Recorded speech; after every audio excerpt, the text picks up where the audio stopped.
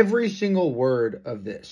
Σαν σήμερα έγινε το φρικιαστικό έγκλημα της Χαμάς που δολοφόνησε, απήγαγε και κακοποίησε χιλιάδες Ισραηλινούς πολίτες.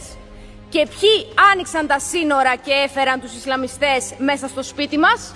Οι αριστεροί. Ποιοι στοχοποιούν το Ισραήλ? Οι αριστερές ψυχούλες. Τυχαίο? Δεν νομίζω. Σήμερα η αριστερή προπαγάνδα στοχοποιεί το Ισραήλ που δίνει μάχη επιβίωσης απέναντι στους τρομοκράτες της Χαμάς. Και μέσα μαζικής ενημέρωσης σε όλο τον κόσμο παραπληροφορούν και μαθαίνουν σε ανεγκέφαλους να μισούν τους Εβραίους, ενώ δολοφονούνται Ευρωπαίοι από φανατικούς Ισλαμιστές. Είναι ιερό καθήκον μας να βοηθήσουμε να καθαρίσει τη Γάζα από τη Χαμάς. Το Ισραήλ είναι το μόνο δυτικό δημοκρατικό κράτος στη Μέση Ανατολή. Και αν πέσει το Ισραήλ, ανοίγουν οι πύλες της κολάσεως για όλους μας. Αν θέλουν ειρήνη, ας απελευθερώσει η Χαμάς τους ομήρους και να δεχτούν το σχέδιο Τραμπ. Αλλιώς να εξαφανιστούν. Παλαιστινιακό κράτος δεν υπάρχει. That was tremendous by that incredible Christian woman in the European Parliament.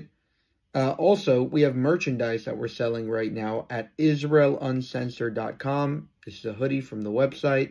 FAFO, F around and find out. You can get that. You can get all different types of mugs, different slogans. We have a Charlie Kirk shirt. So take a look at that, israeluncensored.com.